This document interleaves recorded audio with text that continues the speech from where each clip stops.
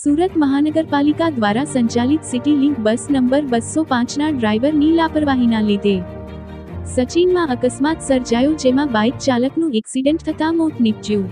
સચિન સાતવાલ્લા પુલ repairing અર્થે સુરત મહાનગરપાલિકા દ્વારા બંધ કરવામાં આવ્યો હતો, જેના લીધે સચિનથી સુરત જવા માટે લોકો મગદલ્લા પલસાણા હાઈવેમાં સચિન આલ્ફા હોટલથી સચિન રેલવે લાઇન ક્રોસ કરી સચિન જીઆઈડીસીમાં ઉતરતો અને ચડતા પુલમાં રોંગ સાઇડ જતા સિટી લિંકની બસ નંબર 205ના ડ્રાઈવરે રોંગ સાઇડ બસ લાવી બાઇક ચાલકને ઉડાવી દેવાની ઘટના બની છે. 205 નંબર સિટી લિંક બસના ડ્રાઈવરો બન્યા બેફામ. સચિનમાં અગાઉ પણ એક વર્ષ પહેલા એક મહિલાને સચિન હાઉસિંગ વિસ્તારમાં સિટી લિંક બસ ડ્રાઈવર દ્વારા અકસ્માત કરતા મોત નીપજ્યું હતું. અવારનવાર બસ ડ્રાઈવર દ્વારા રોંગ સાઇડ બસ ચલાવવાની ઘટના તેમજ ઓવર સ્પીડની ઘટના ના લીધે આવા અકસ્માત સચિન વિસ્તારમાં થઈ રહ્યા છે એવું કહેવાય તો નવાઈ નહીં.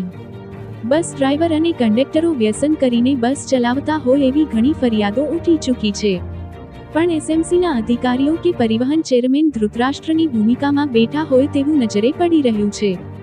ઘટનાની જાણ થતાં 112 પોલીસની ગાડી ઘટના સ્થળે પહોંચી હતી, તેમજ સ્થાનિક પોલીસ ઘટના સ્થળે પહોંચી તપાસ હાથ ધરી છે. Bureau report, Surat.